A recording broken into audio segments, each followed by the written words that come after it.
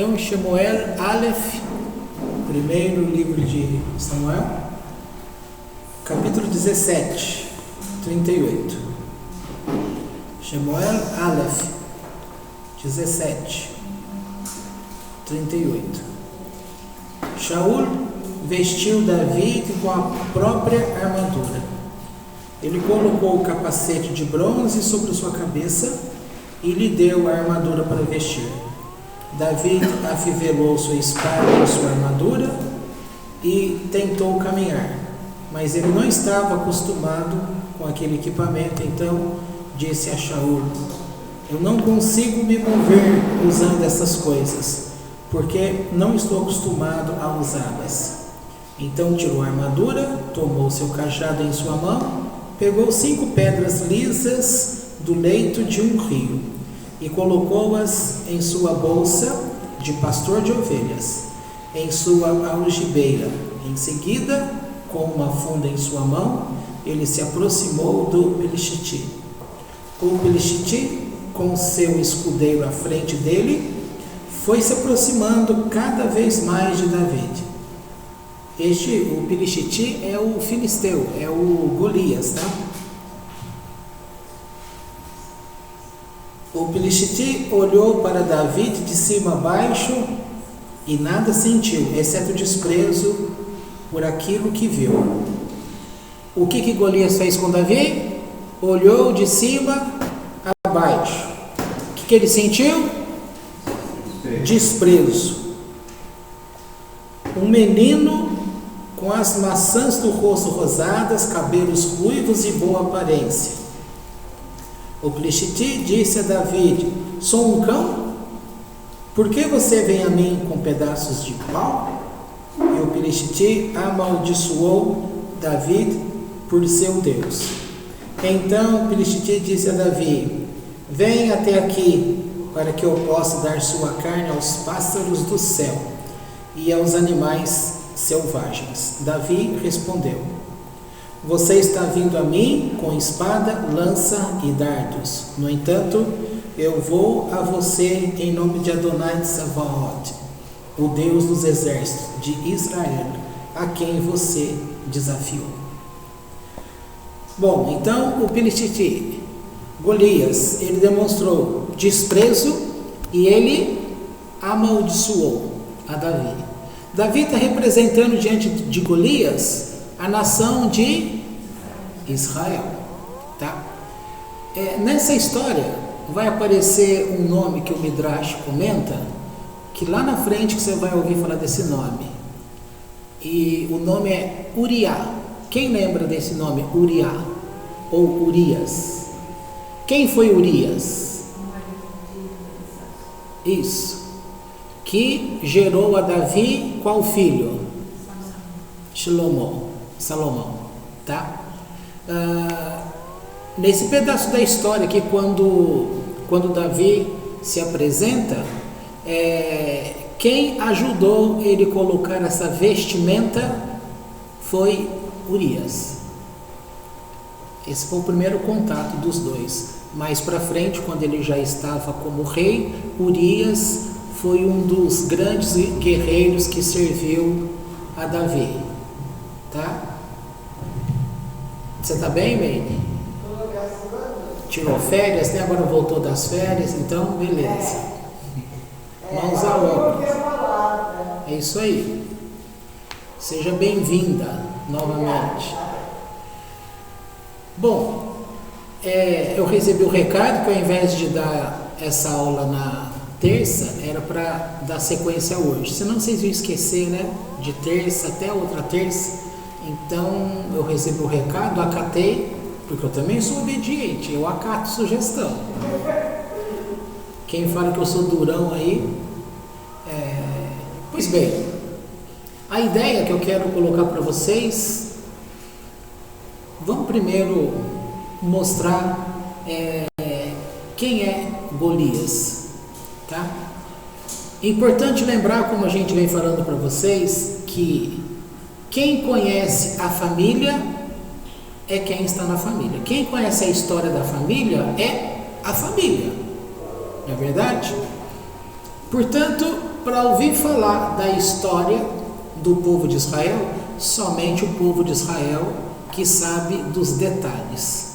Somente com aquilo que está escrito na letra aqui é muito pouco, porque o Eterno, quando trouxe a Moisés, ele não trouxe só isso que está escrito, tá? E lembrando, ele não trouxe para Moisés uma Bíblia inteira, ele não trouxe o Velho Testamento inteiro, ele trouxe a Torá, e junto com a Torá, ele também trouxe a parte falada, a Torá oral. E a Torá oral é todo o comentário que explica a Torá. O Midrash é justamente as histórias que conectam estas histórias, que preenchem as lacunas, tá? Portanto, o Midrash faz parte da Torá oral. E muitas explicações, inclusive essa, por exemplo, que nós vamos falar, consta do Talmud, tá bom? Quem é este homem, Golias?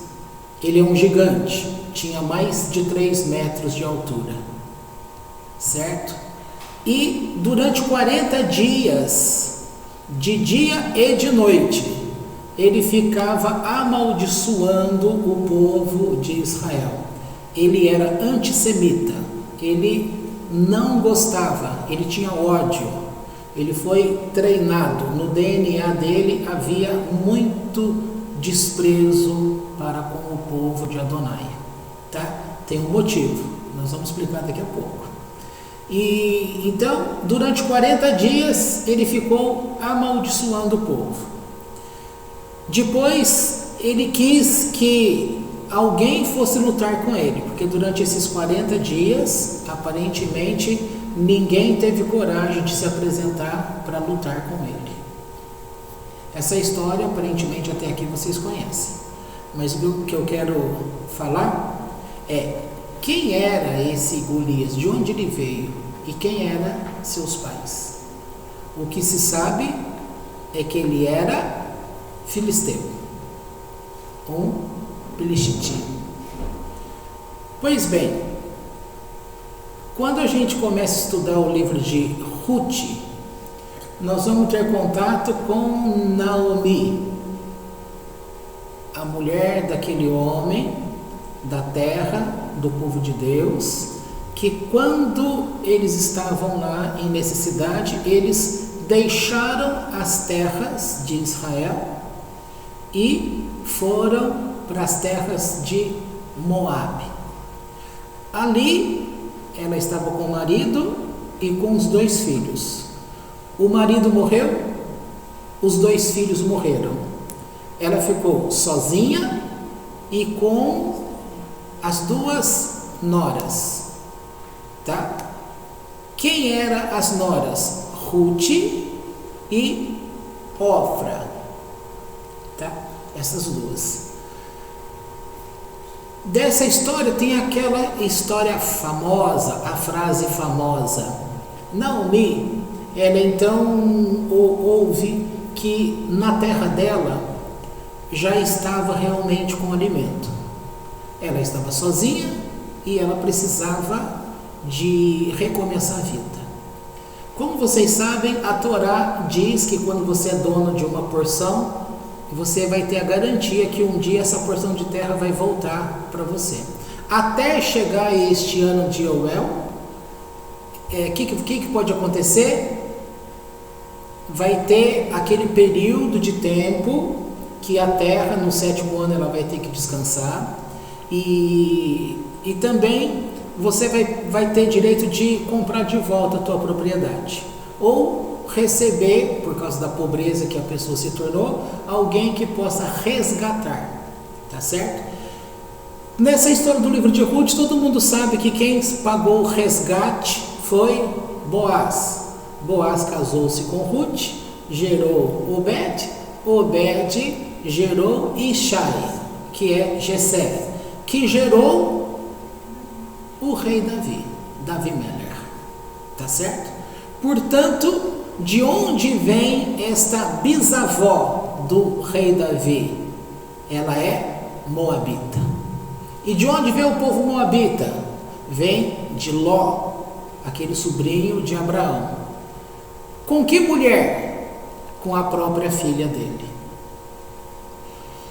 Então, você vê uma mulher que é abençoada, que entra nesta geração, que vem de uma nação que foi fruto de um incesto. Para quem é moralista e gosta de falar contra pessoas, classes, como queria admitir que Yeshua HaMashiach é descendente do grande rei Davi Meller, que é descendente de uma moabita, nação fruto de um incesto. Moralmente ficaria bem? Então essas pessoas, os falsos moralistas que gostam de falar, Deus não faz isso, Deus não faz aquilo, Deus não ama, não vou falar desses assuntos mais porque você já deve estar cansado de ouvir falar sobre esses temas, mas quando toca em assunto de homossexualismo, de prostituição, de um monte de outras coisas, e diz que Deus, aí eles falam tanta coisa. Davi Meller, a bisavó dele, vem de uma nação que foi gerada em cima de um incesto. Tá? Quem tem ouvidos, ouça. E um outro texto fala que tem condições de entender o que eu estou tentando falar? Entenda. Vamos para frente.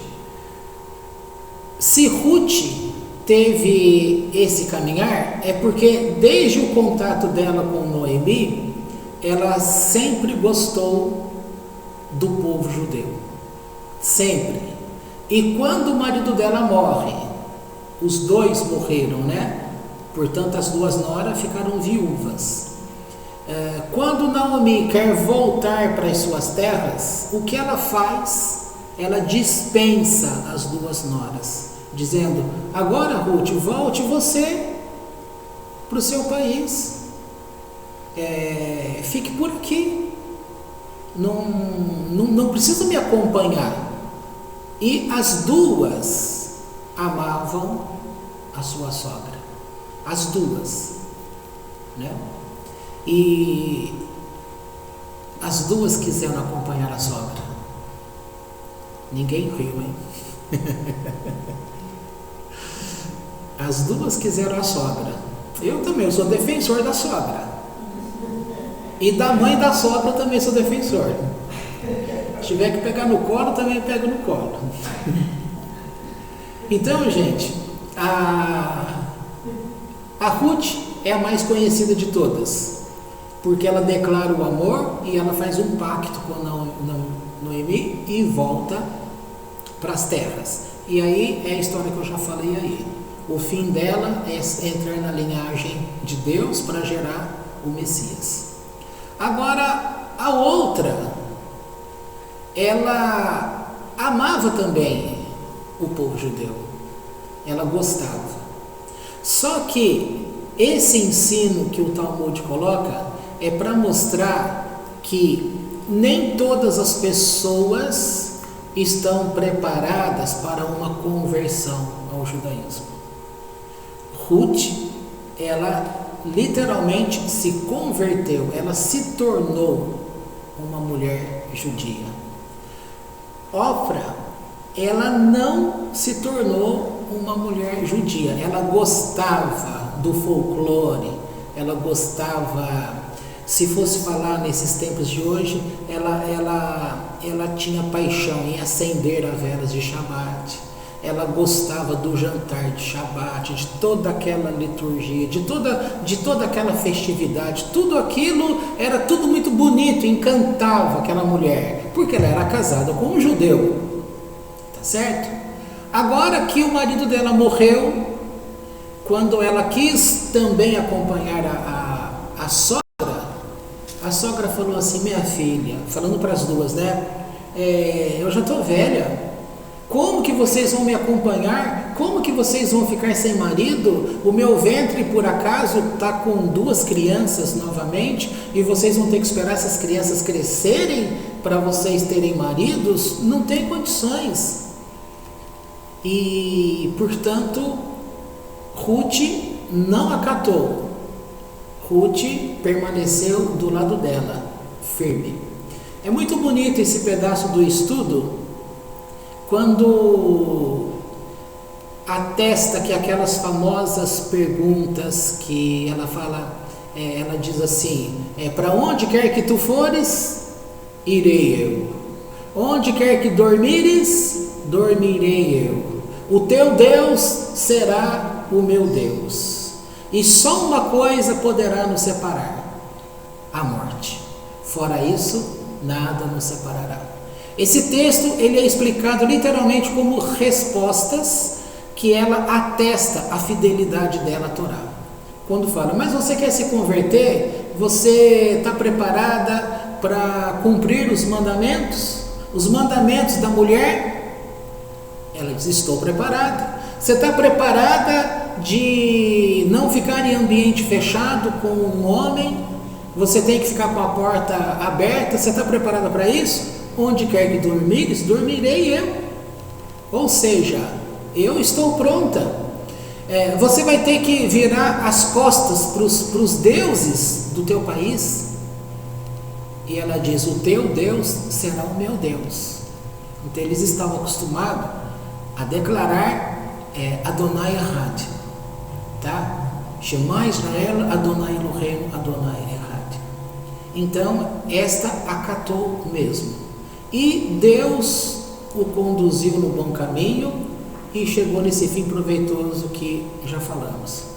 A outra, ela já foi mais incisiva. Ela também queria caminhar com Naomi, mas de repente ela começa a perceber que ela amava mesmo era tudo o entorno, entendeu? Aqui vocês podem falar: olha, adoro a cultura judaica. Se eu pudesse, me casaria com um judeu. Uma das moças aí podia falar: mas você estaria preparada para ser esta mulher judia, este homem judeu? Você estaria preparado para isso? Não seria um peso para você? De jeito nenhum. Na hora é uma bênção, né? De jeito nenhum, seria uma maravilha, mas depois aquilo ia se transformar num fardo, tá? Por isso eu disse para vocês: assistam aquela entrevista do Rabbi Yaakov, que ele fala sobre conversão, tá? Ele é um rabino que prega para Bnei Noach. Então ali ele deixa claro, como um rapaz tinha dito para ele fez a conversão, mas ele não conhecia o movimento Bnei Noach. Ele diz: poxa, se eu conhecesse Bnei Noach, eu não teria feito conversão, porque a identificação com Bnei Noach no coração dele é muito maior do que ser um judeu convertido, tá? O próprio Yaakov, ele também fez conversão, e ele também declara aí nessa entrevista, em outros momentos, que ele também poderia ter sido um Bnei Noach, tá certo? Pois bem, a outra nora, ela então não viajou com Noemi, ficou. É dito que as duas caminham juntas 40 passos e faz a despedida. Se abraçam, recebe o beijo e ela então sai. Muito amargurada de alma, E naquela noite ela coloca a rebeldia dela para fora e ela se deita numa noite de sexo com 100 homens. E ela ficou grávida de um destes homens. Ela é a mãe do Golias, o gigante. Essa história é fascinante. Quando que você ia imaginar que o Golias, olhando assim, muito próximo de Davi? Porque eles não são parentes em si, porque a Ofra, ela não era mais a nora de Noemi, porque o filho de Noemi já tinha morrido. E ela teve filho de um outro homem. Mas se você pensar no círculo familiar, é só você pensar assim, a Joyce não trabalha numa empresa que é da tia dela, mas a tia dela é a tia dela? O marido da mulher que é tia, então essa tia é um agregado, né? Entendeu? Então, nesse sentido, o Golias é um agregado. Se fosse ver no sentido geral, podia, é longe, mas há um parentesco. Ainda de você bater o olho e ver a família assim reunida, mas esse aqui é filho. Entendeu? Deu para situar aí essa questão de parentesco? Pois bem, agora que vai ficar bom. De onde vem esse ódio de Golias? Da mãe dele. A mãe dele amava por um lado tanto Israel, que ela chegou à conclusão que ela gostava só do entorno, e ela não tinha condições de ser de Israel. Bem diferente de Ruth. Entendeu? Então, aqui, os dois filhos, você voltando atrás, você tem as duas mães, Ruth e Ofra. É Ofra? Orfa, eu troquei aí o R, né? Então, você voltando, você tem essas duas mulheres. E se você olhar para frente, uma mulher que é Ruth gerou Obed, que gerou Ishai, que gerou Davi. Até então, que era amiga de família ali, né? Que parentesco que é essas duas aí? Como é que chama? Não tem parentesco? Eu sou ruim de parentesco de família. O famoso concunhado? Então, elas seriam concunhadas. Não?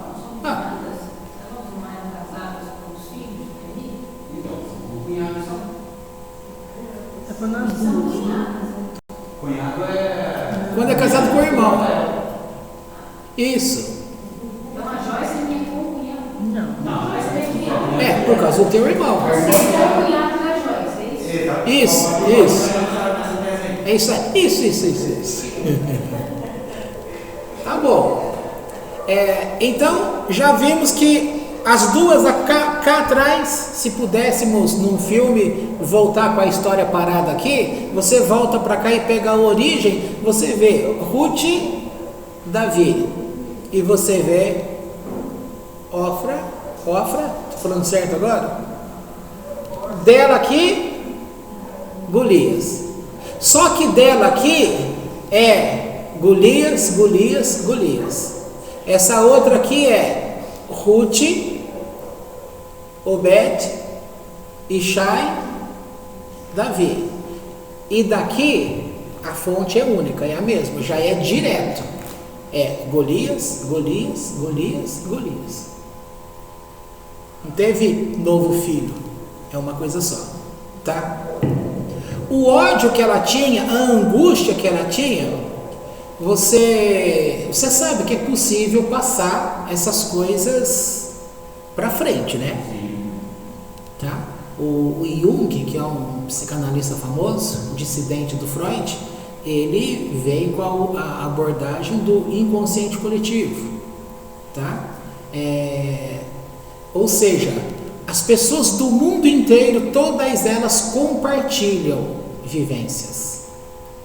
Agora, você tem uma vivência, no caso, esta mãe, aquele ódio, ela de alguma forma, ela educou aquele menininho, aquele gigante, e fez dele também um gigante no sentido de ódio e desprezo a Israel, tá?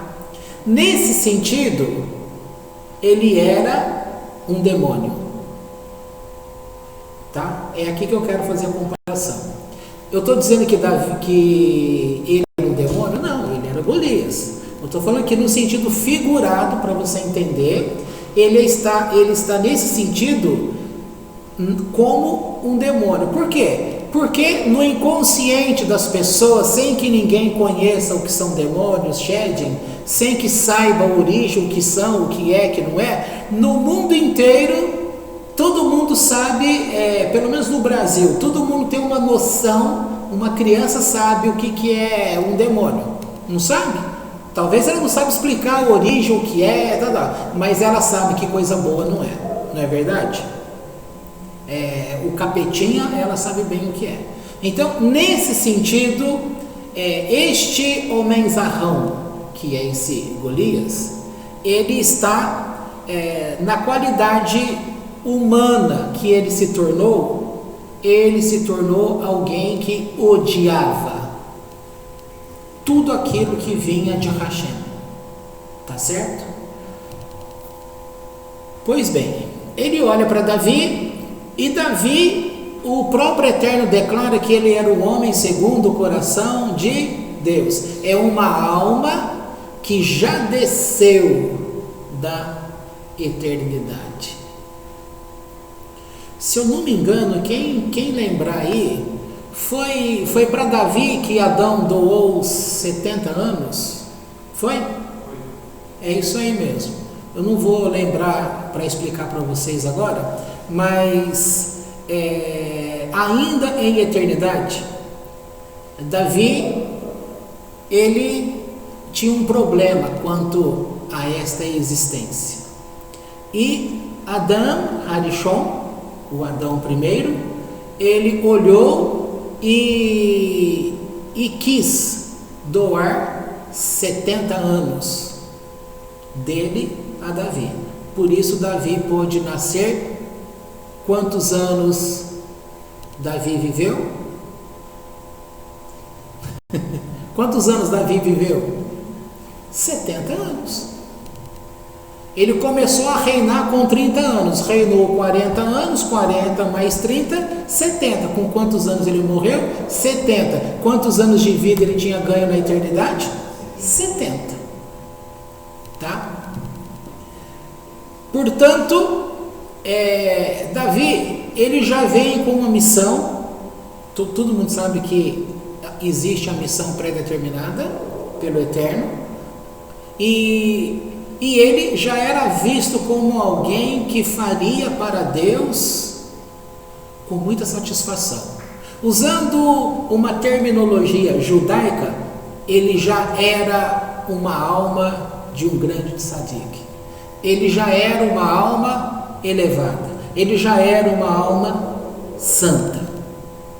Antes de vir ao mundo. Descendo ao mundo, ele confirma essa dedicação a Deus. Então, o que Deus relata a respeito dele? Achei a Davi, homem segundo o meu coração, que fará toda a minha vontade. Fechou? Então aí, concluiu.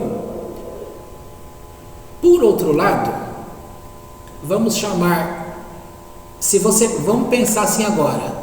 Antes que o mundo fosse criado, houve uma assembleia na eternidade, com os outros seres que existiam antes de Deus ter formado a raça humana. Mas existia classes, e uma delas são classes angelicais. Várias classes angelicais. Nessa assembleia, Deus, como gosta de ele estava compartilhando que ele tinha pensado muito bem e ele tinha tido um clique e ele então havia resolvido criar uma raça diferente daquela criação existente. E que ele tinha um plano para aquela raça. E ele chama esta raça de o ser humano. Você. Que nós estamos prefigurados em Adão. Nós temos a nossa vida pré-existente em Adão.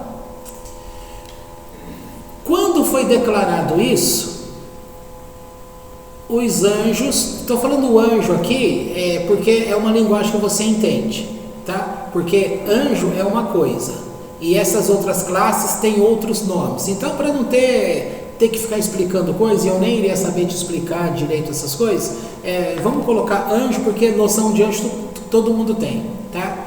Então, essa parte criada que Deus está conversando com eles, ou ouvindo a objeção. Por exemplo, quando Deus falou que ele traria a Torá a Moisés, os anjos também não se opuseram, dizendo, mas uma coisa tão santa aqui entre nós, o Eterno tem certeza que vai entregar uma coisa tão poderosa ao homem na terra, eles não vão valorizar esta maravilha. E aí Deus permitiu que Hassatan entrasse numa disputa com Moisés, e Moisés venceu o debate contra Satã, e Deus, portanto, ratificou a entrega da Torá. Agora aqui, neste exemplo que eu estou dando, aconteceu da mesma forma, só que este acontecido antes de todas as coisas aqui na terra terem sido feitas, tá? Portanto, Deus não tinha feito o homem Adão ainda. E ele fala, eu vou fazer uma nova espécie. Eu tenho algo que somente eles poderão fazer para mim. Estas classes diziam para Deus assim, mas Eterno, você já tem nós.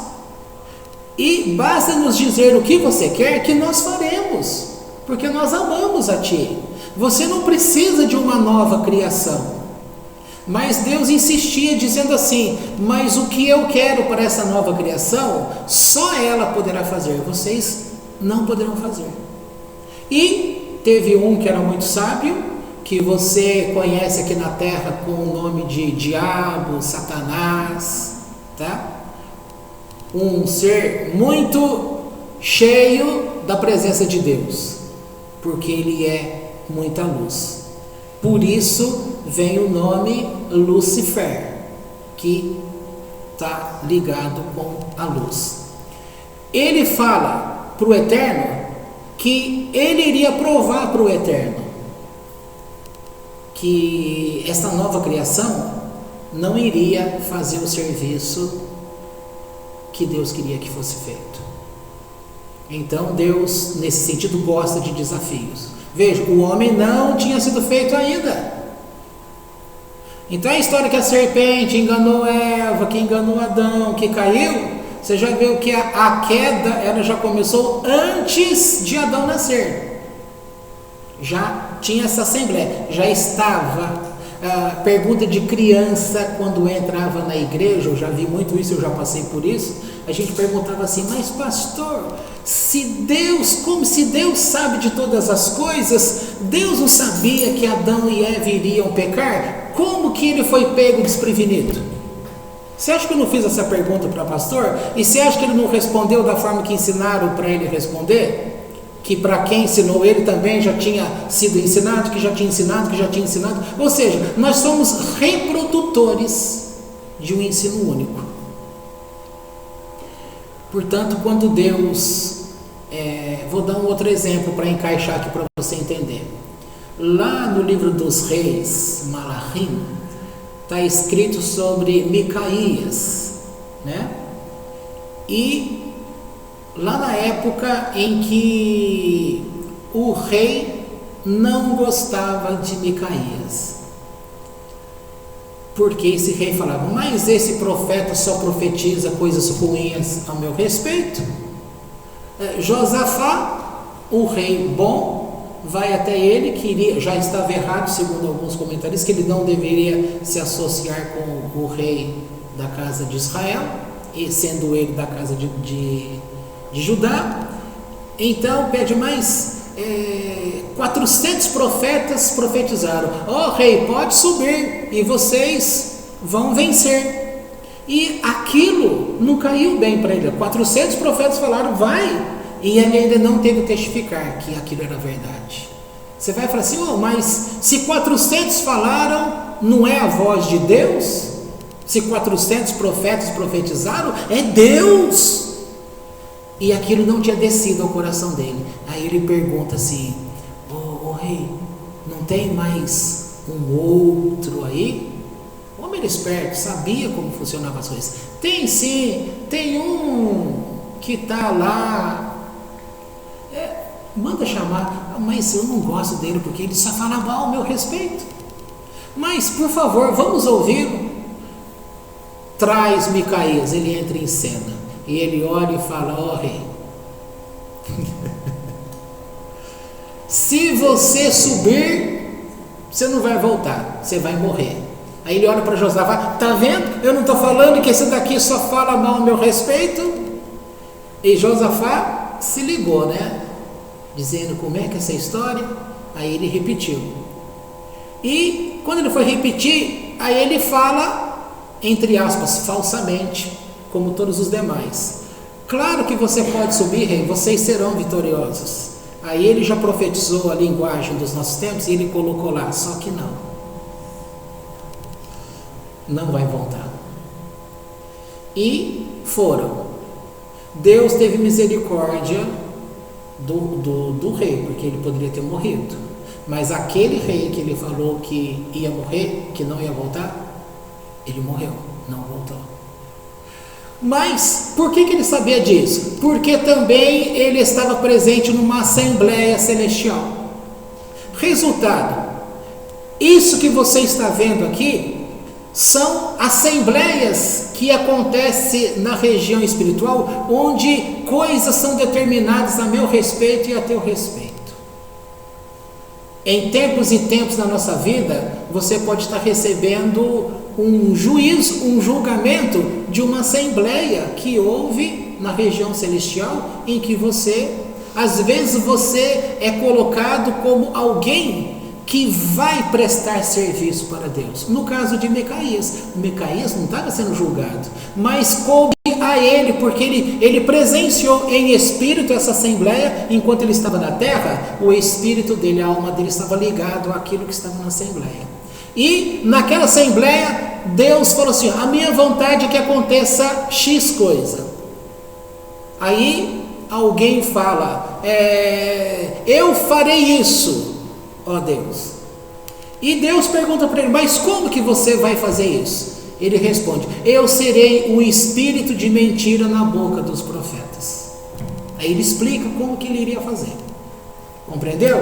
Agora volta lá quando existia o Rassatã, que você conhece nos tempos atuais. O que ele falou para Deus?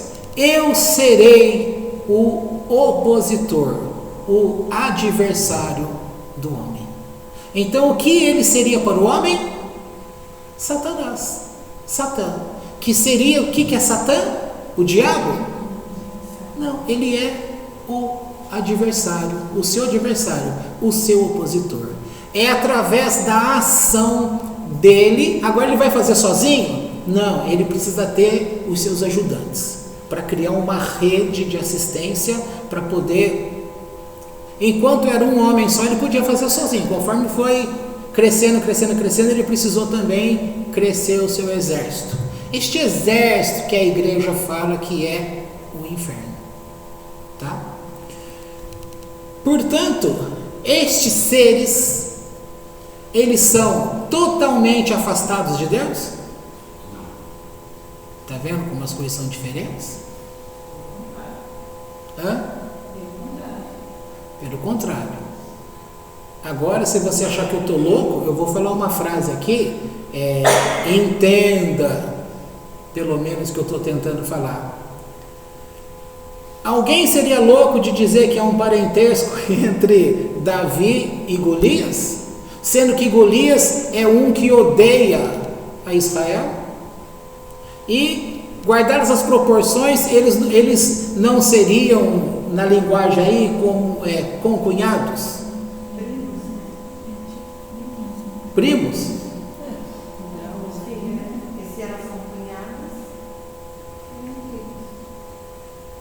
Mas a semelhança de Deus, sim. Embora o pai não tenha nenhum parentesco. Isso, é um parentesco distante. Terceiro quarto grau nessa história. Tá? Agora, isso aqui é só um exemplo didático para você entender as coisas, tá bom? Portanto, quando Deus declara que Ele cria a luz, Ele faz a paz e Ele cria as trevas, a existência das trevas, quem que é o ser das trevas que você conhece? Satã. O mal da história, se tem alguém que faz coisas boas para Deus, é Satã. Agora acho que vai ficar claro aqui quando um dia, aqui conosco, o Eterno falando com a gente, ele disse assim: vocês sabiam que nos momentos que vocês, quando vocês são aí provados, tal, vocês apresentam esta prova, não é diante de mim, mas é diante dos demônios, que vocês dão testemunho? Naquele dia e nos outros dias, um monte de gente aí perguntou para mim, porque estava difícil entender como que o meu culto de ser fiel a Deus, de estar passando por essa provação, claro que eu tenho que apresentar isso a Deus, e Deus falou que eu apresento isso, que o meu culto é recebido pelos demônios, e são os demônios que apresentam a Ele. Como funciona isso? Funciona, todo mundo lembra do livro de Jó?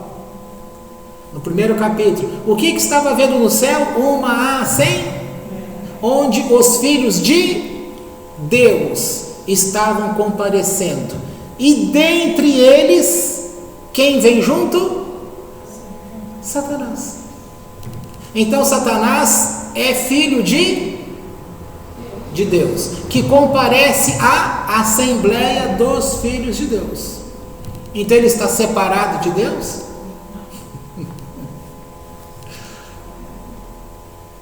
Você lembra aquele dia que eu falei que tinha uma visão que ele levou o pergaminho na mão do Eterno no trono? É ele que faz a ligação direta. Deus, terra, Deus. Esse é o grande questionamento dentro da igreja evangélica. Por diversas vezes no seminário ali, a gente questionava os pastores nesse quesito. Afinal, quem criou a maldade? Deus criou a maldade? E na hora de responder, você percebia que eles eram tendenciosos a dizer que sim, que Deus criou a maldade, porque afinal Deus criou todas as coisas. Mas você também percebia um certo receio, porque um pastor chegar e falar que Deus criou a maldade, ele vai causar um motim no meio de jovens ali que estavam, com sede de aprender de Deus, com sede de falar de Deus. Então, assim, eles evitavam dizer. Às vezes, numa conversa mais informal ali sozinho, a gente conseguia ter esse tipo de resposta. Mas de público ali, eles evitavam dizer. E a gente sempre, não, mas peraí, mas alguém criou a maldade? Se a gente parte do princípio de que Deus é criador de todas essas coisas, então Deus criou um ser que pratica a maldade. Então quem é o dono da maldade?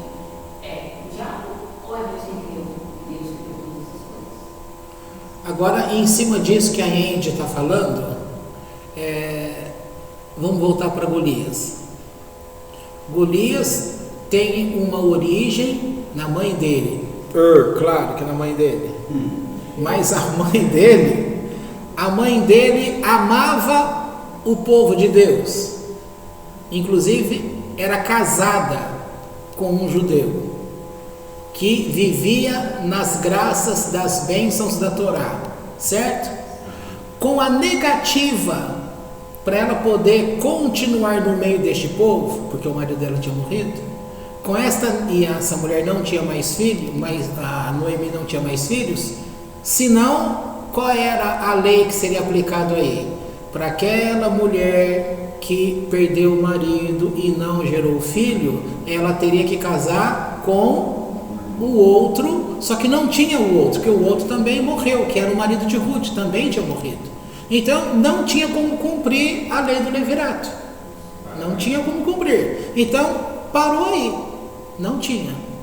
E Ruth, portanto, ela foi aceita porque a alma dela era uma alma judaica, tá? Agora a alma de Ofra, gente, eu estou falando certo? É Ofra? Em português, Orfa. É só lembrar de órfão. E a gente fala errado, fala órfã. Você é órfã? Pronto, agora eu não esqueço mais. Você é órfã de quem? De pai e mãe. Agora eu não esqueço mais. Pronto, é órfã.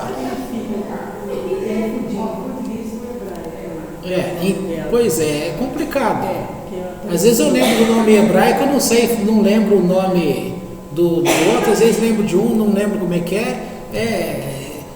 né? Igual o Gabriel estava vendo comigo lá o espanhol, aí ele foi falar o CH, eu falei, aí é tche, hein? É tche, não é que no hebraico. Às vezes eu vou ler uma coisa em português, na hora que chega o CH eu falo, eu falei, tá tudo errado, porque não é assim, Andy? Aposto que de ver muita coisa em português você está pensando em inglês.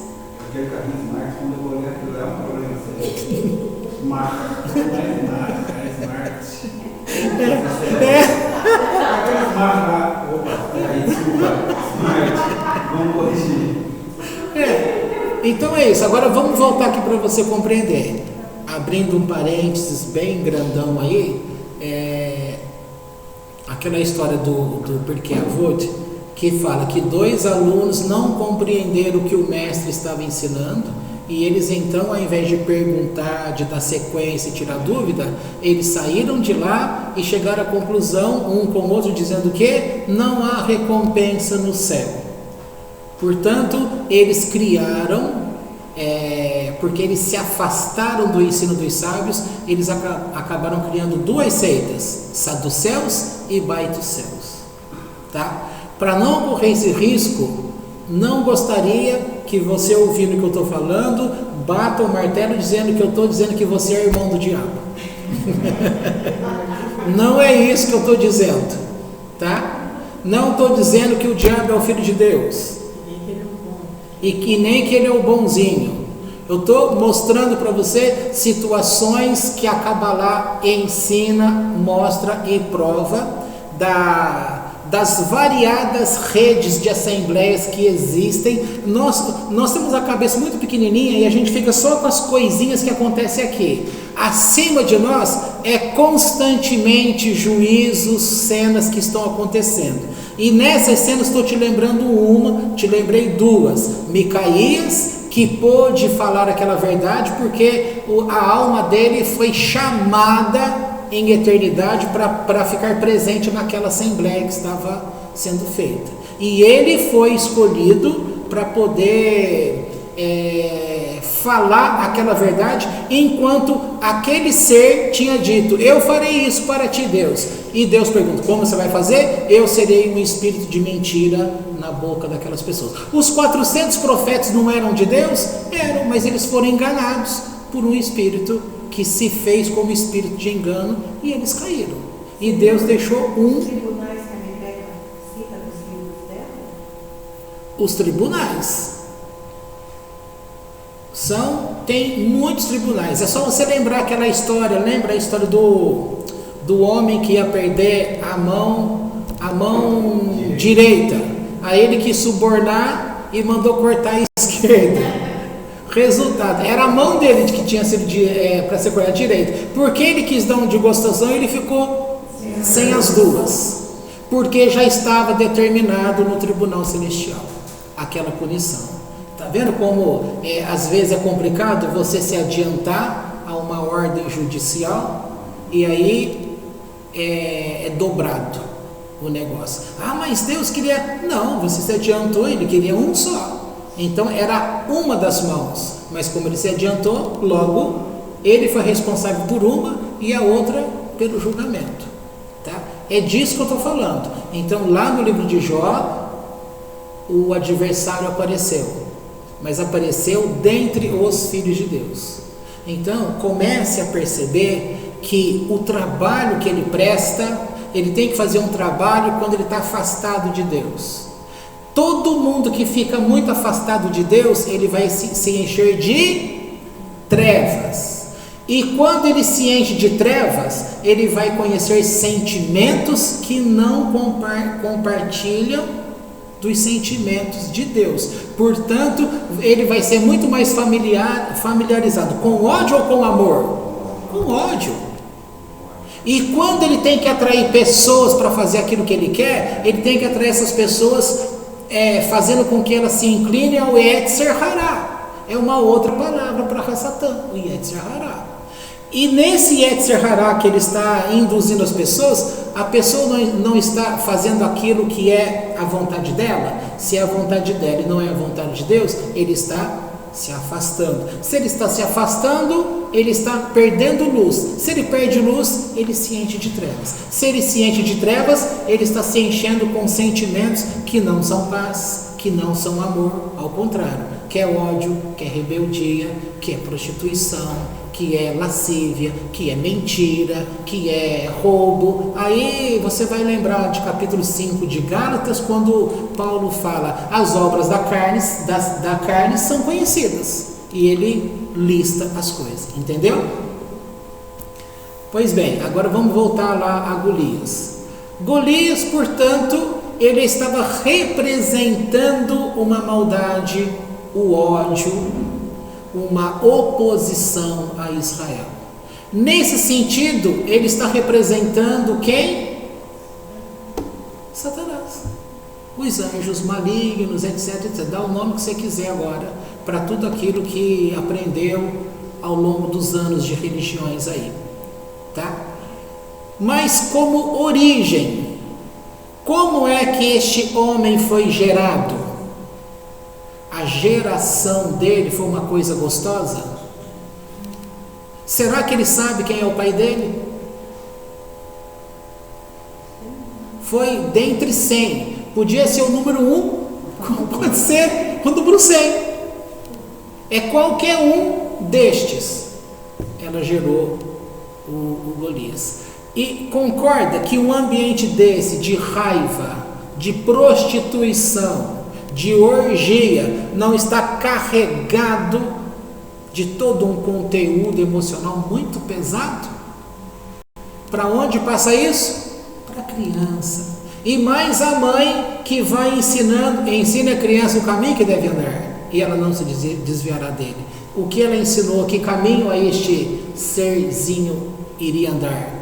No antissemitismo, no ódio. Quando ele vê Davi, que já veio da eternidade com a boa palavra: este me ama e vai fazer tudo segundo o meu coração. Ele olha de cima a baixo e faz o quê? Oferece a ele o desprezo. Tá? Aí explica o seguinte, que ele ficou ali 40 dias amaldiçoando Israel, porque Deus fez Moisés esperar 40 dias para dar a Torá. Então ele fez de propósito. Ele apresentava a maldição de dia e de noite, porque ele sabia que aquele povo de dia, de manhã e à noite recitava o Shema, declarando Adonai Echad. Tá bom?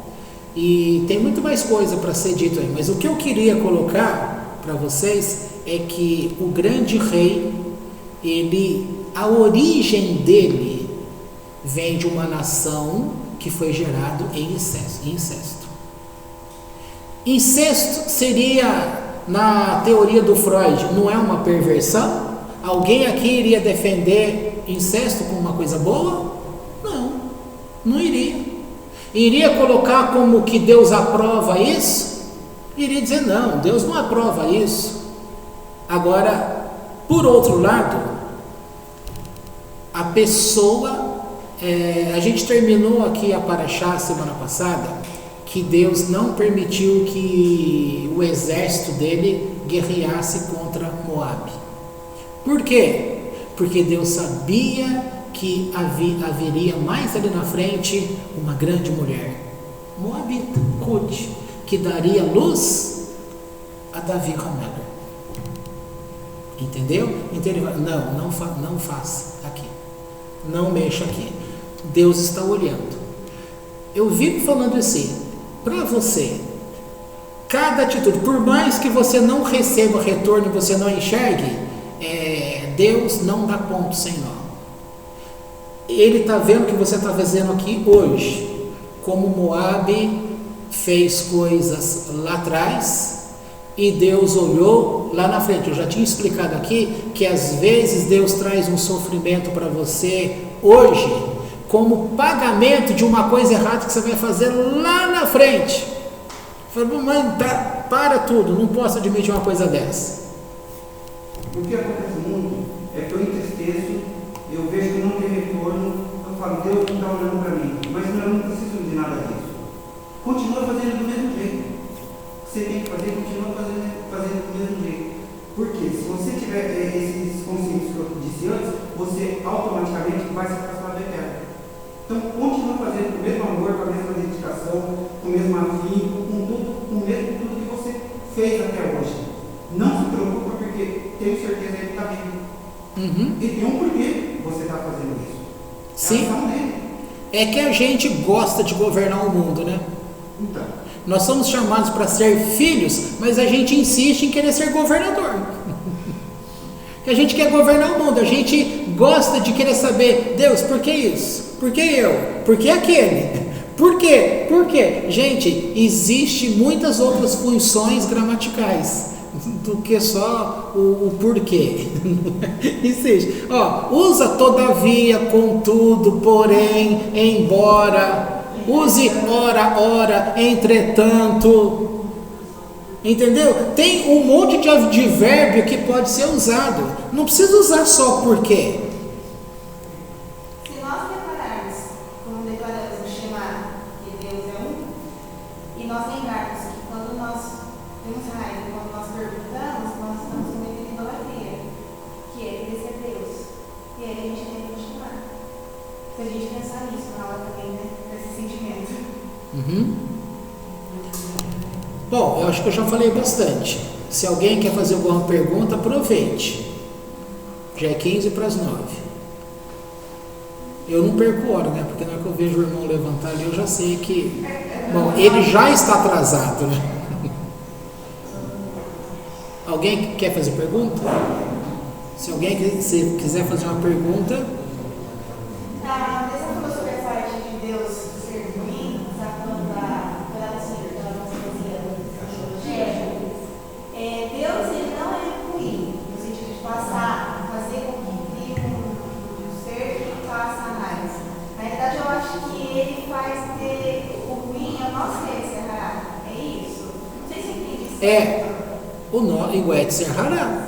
É nós, não é ele que faz, nós que fazemos. Ele veio para fazer intriga, a oposição, e não quer dizer que ele é ruim, só veio para fazer intriga. Qual que é a diferença disso? Porque se ele veio para fazer intriga, oposição, ele é ruim. Ele quem? Tá, mas ele está fazendo um trabalho para Deus, que é fazer você tomar uma escolha. Qual é a escolha que você toma?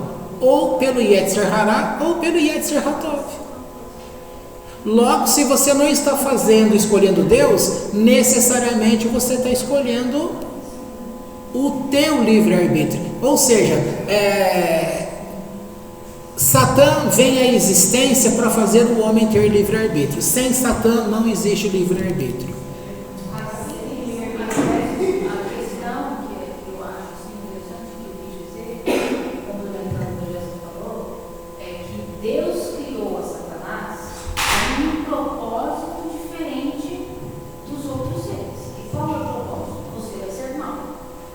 Na verdade, você vai afrontá-los, você vai brigar com eles, você vai fazer da vida deles um inferno. Isso.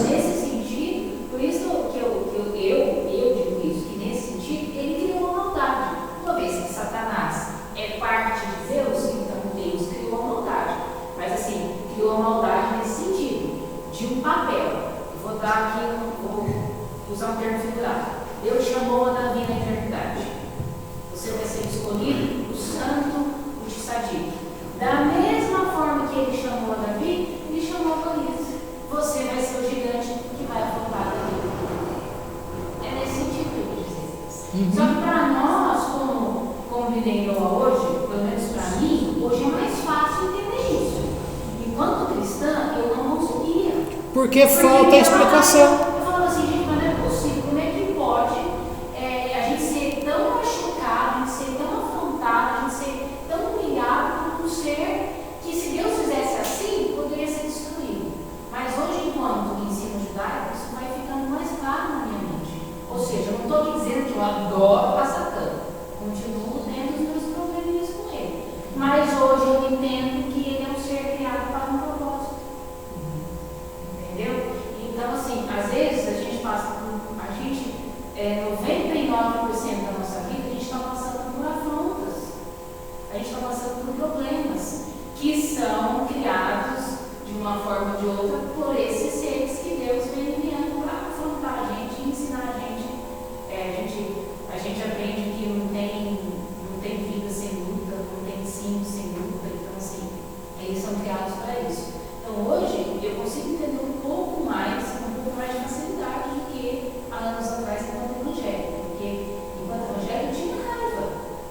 Então, assim, mas por que Deus permite? Por que Deus não destrói de uma vez? Se ele tem poder para isso. Mas é como você disse, para tudo se tem um propósito. Então, por isso que eu dei exemplo. Se Davi foi chamado na eternidade, Golias foi chamado na eternidade. Se Jacó foi chamado para um papel, Esaú foi chamado para outro papel. Então, nesse sentido que eu digo, Deus criou o bem e o mal. E vai chegar na minha concepção. Agora eu vou jogar, dando para o povo pensar. Então, na minha concepção, é o que eu disse para você um dia. Um dia, Satanás será redimido. Porque ele está cumprindo o problema. Eu já te disse isso. Já dei essa bola para você, eu já li em coisas de Zorra, eu já li em textos judaicos que eu acredito que um dia Satanás será redimido. Porque ele está cumprindo o problema dele. Ele é ser criado. E tem uma coisa que a gente não vai para pensar. Ele é um dos maiores seres criados de Deus.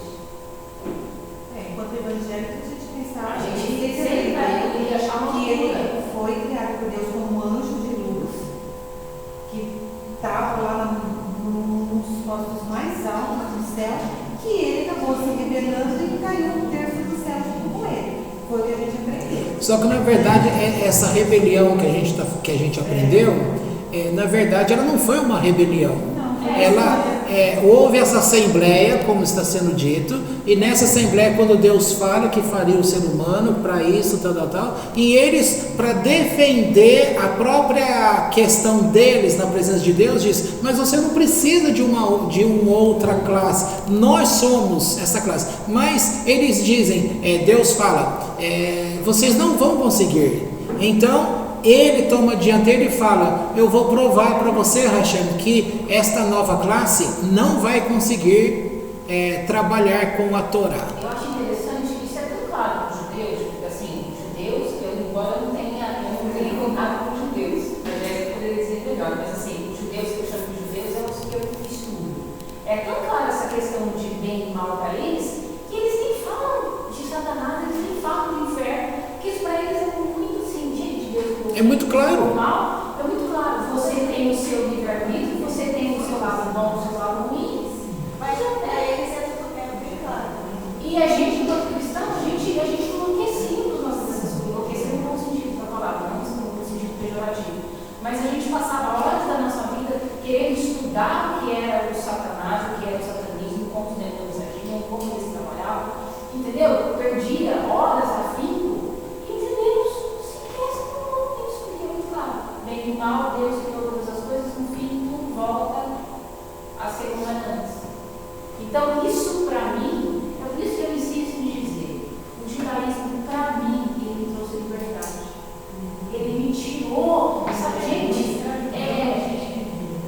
Chega a me emocionar, sabe? Poder sentar numa cadeira e beber uma taça de vinho sem sentir um peso. Poder escutar uma música secular, se eu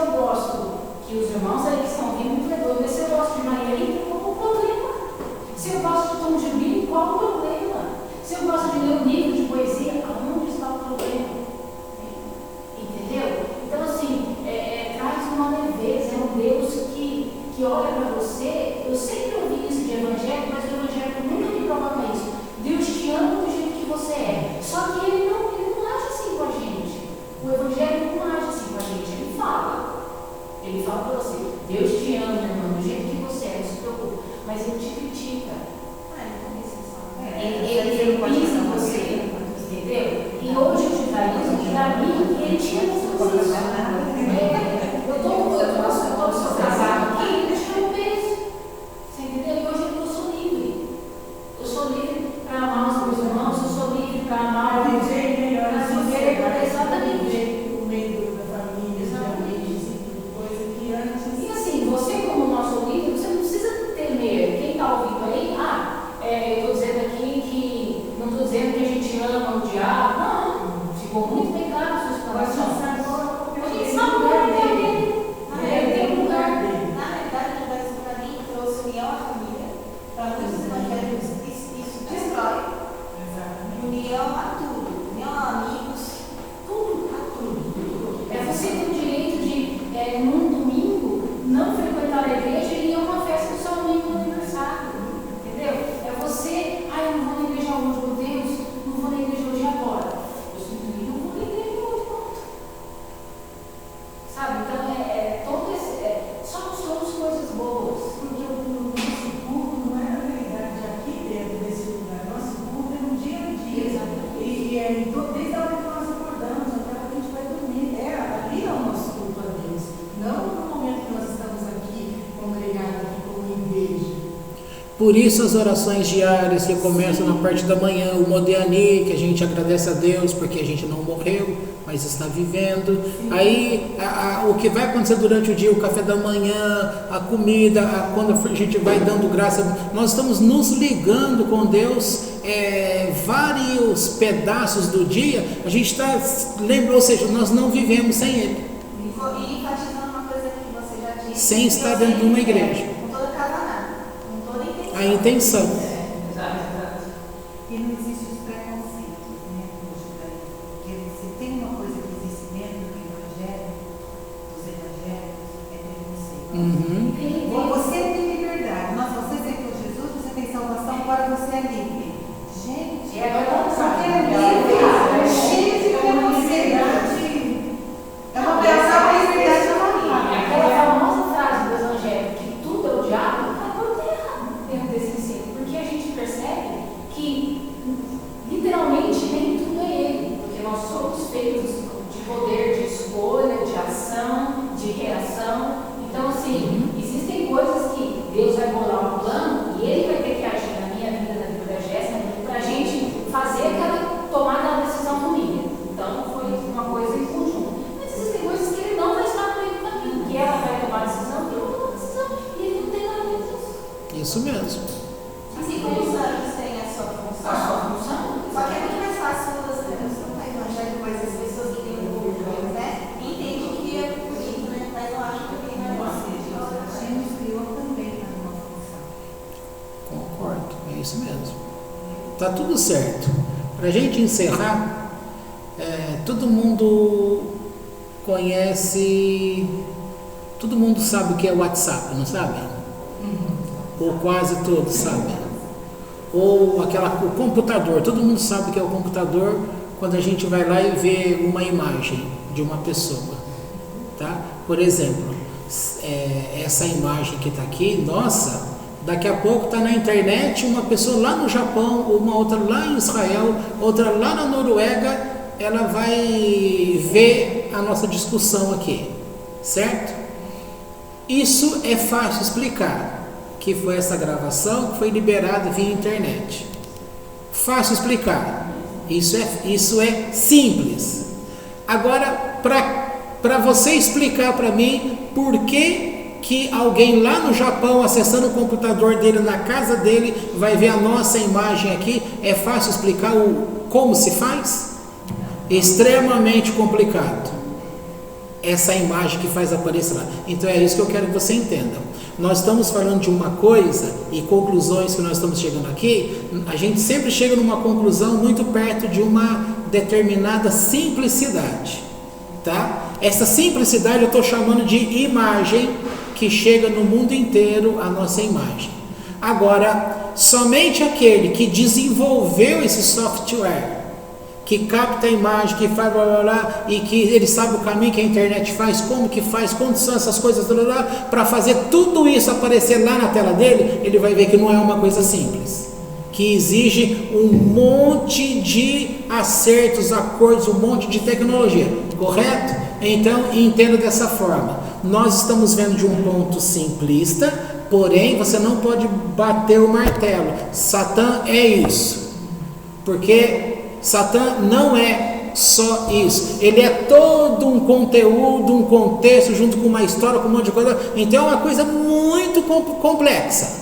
Mas para você entender o dia a dia nosso, para você viver bem com essas coisas, se você compreender isso, você já vai tirar um peso. E se você quiser ir mais além, você não vai ter medo mais de assombração, você não vai ter medo de alma penada, você não vai ter medo de demônios que se manifestam, não vai ter medo de mais nada disso. Porque você vai saber que no final das contas, no mínimo, a gente é primo longe. Na parte do todo, no mínimo, é tudo parente, cada um fazendo a sua função. E a gente tem que entender como são as coisas. Tá certo? Então vamos parar por aqui. Eu acho assim, o que a gente acabou descobrindo aqui, né, falando do judaísmo, é que antigamente a gente pensava que havia sempre uma luta constante entre Deus e o diabo. E que o diabo, a qualquer hora, podia vencer Deus, a gente estava sempre colocado no mesmo patamar, né, sempre lutando contra Deus. E hoje a gente sabe que não é isso.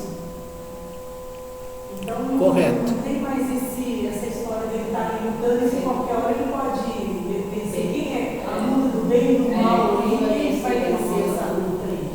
Então isso é uma coisa que não existe. Muito bem. Então tá bom, pode desligar aqui.